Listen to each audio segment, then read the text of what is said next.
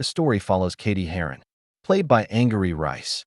She has spent her entire life in Africa, where her mother works as a research scientist. Cady has been homeschooled on the savannah, which means no classrooms, no cliques, and definitely no cafeteria politics. Just wildlife, textbooks, and a very different kind of survival point. Her mother announces they are moving back to the United States after accepting a university job. For the first time in her life, Cady will attend a real public high school. The transition is immediate and overwhelming. One moment we're in wide, open landscapes, and the next we're standing in front of a large suburban high school, and students who all seem to know exactly where they belong. Cady does not. On her first day, she meets Ms. Norbury, her homeroom teacher. Ms. Norbury is surprised to learn Cady was homeschooled, and also the class stares at her like she just said she was raised by wolves. Cady walks through the hallway, trying to understand the social landscape. Couples are already acting like they're in a dramatic romance movie. Friend groups move in tight formations. Everyone seems to have a role, except her. She doesn't know where to sit. She wanders around holding her tray, scanning tables like she's looking for a safe watering hole. Eventually, she hides in the bathroom to eat alone, and that's where she meets Janice and Damien. They introduce themselves immediately. They've been watching her all day, not in a creepy way, just in a new kid-spotted way. They tell her she looks lost. They aren't wrong. They invite her to sit with them, and Damien begins explaining the high school ecosystem. Every table represents a different species. The jocks, the theater kids, the overachievers, the art kids, and then he points to one table in particular. The plastics. 3 girls sit together like royalty, perfect hair, perfect outfits, and perfect posture. Damien explains that they're called the plastics because they're shiny, fake, and hard. First, there's Gretchen Wieners. She knows everyone's secrets. Then Karen Shetty, not exactly known for her critical thinking skills. And finally, their leader, Regina George. She doesn't just walk into the cafeteria, she makes an entrance. This is where the movie fully reminds us that it's a musical. Regina literally sings about being powerful, feared, and admired. In case anyone in the audience was confused, she makes it very clear that she runs this place. Subtlety is not really invited to this version. Still, the effect works. Everyone watches her. Even Cady. Janice quickly tells Cady that Regina used to be her best friend. But something happened in middle school. Regina spread a rumor. Janice was socially destroyed. Since then, Regina has ruled the school. And that's when something unexpected happens. Regina calls her over like they own the room. They compliment her, ask where she's from, and act friendly. But it feels more like an inspection. The new girl is pretty. That could be a problem. Instead of pushing her away, Regina invites Cady to sit with them. Janice and Damien are shocked. This was not part of the plan. Then Janice gets an idea. Cady should say yes. She should join the plastics, not to become one of them, but to spy. Janice explains that Regina ruined her life in middle school. This is her chance for revenge. Cady, the innocent outsider, can get close to Regina and learn her secrets. Cady hesitates. She's never manipulated anyone before. Back in Africa, if someone didn't like you, they just walked away, no strategy, no social warfare. But here, survival looks different. She agrees. The next day, Cady officially sits at the plastics table. Immediately, we learn the rules. On Wednesdays, they wear pink. You can only wear your hair in a ponytail once a week. You can't wear a tank top 2 days in a row. Everything is controlled.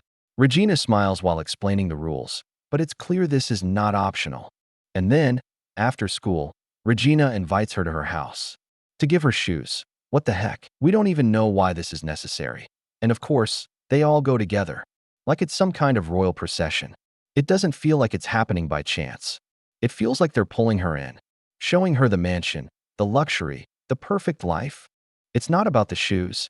It feels like they're intoxicating her with luxury, making sure the new girl knows what kind of world she's entering. Then we see the burned book, a scrapbook filled with pictures of students from school. Under each picture are insults, rumors, and brutal comments. It's not just gossip. It's a weapon. Gretchen flips through the pages casually, laughing. Regina and Karen add comments. Cady laughs nervously along, not fully understanding how dangerous this is. At the same time, Cady grows closer to Aaron in math class, and he helps her with calculus, treating her like a normal person instead of a project. But there's one small problem.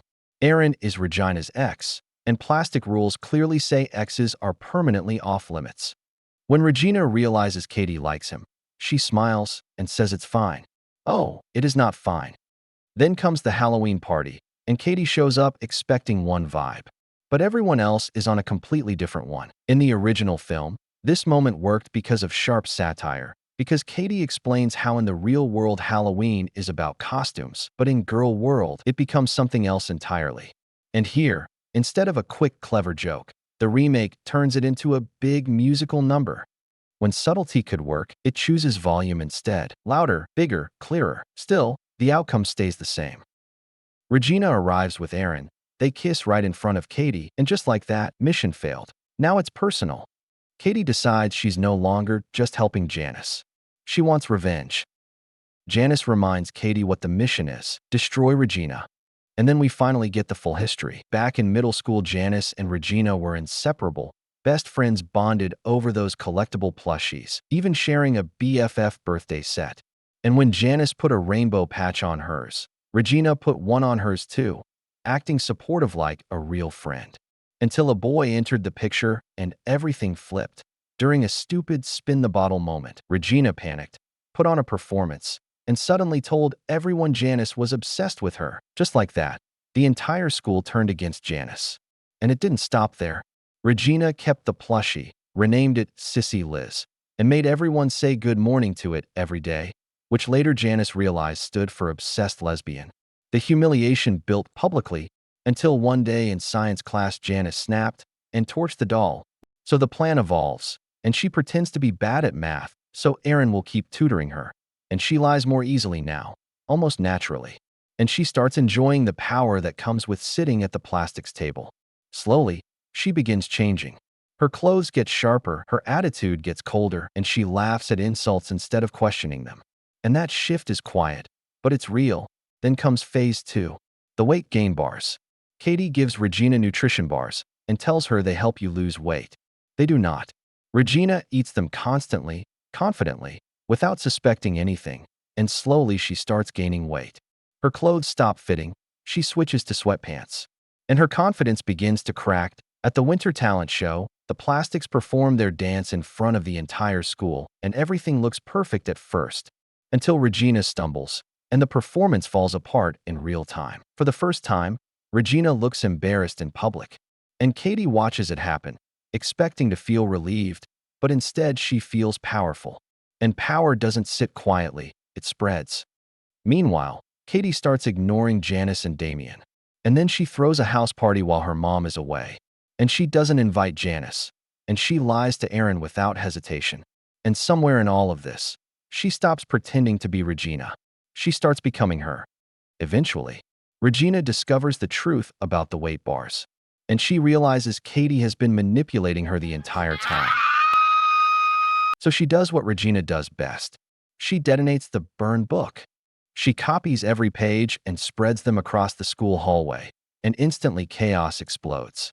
Girls start accusing each other, friendships shatter, fights break out everywhere, and Regina frames Cady as the mastermind behind everything.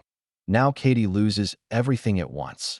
Aaron breaks up with her, Janice confronts her, the plastics are done, and the school is in full meltdown mode. The principal gathers all the girls in the gym, forcing them to face what they've done, and one by one students raise their hands and admit to saying terrible things about each other. Even teachers aren't innocent. The message becomes clear. Everyone plays a part. Outside, Regina storms away from the gym, furious, emotional, and she runs into the street and gets hit by a bus. Yes, that still happens. Regina survives, but the social order does not. After the accident, things begin to settle, and Cady finally admits her mistakes. Eventually, Spring Fling arrives, and Cady wins Spring Fling Queen. But instead of keeping the crown, she breaks it into pieces and hands them out to other girls in the crowd. And just like that, the hierarchy dissolves. Regina channels her aggression into sports. Janice finds her confidence again. Aaron forgives Cady, and the plastics as we knew them are gone. Thanks for watching. And make sure to subscribe and turn on notifications so you don't miss the next recap.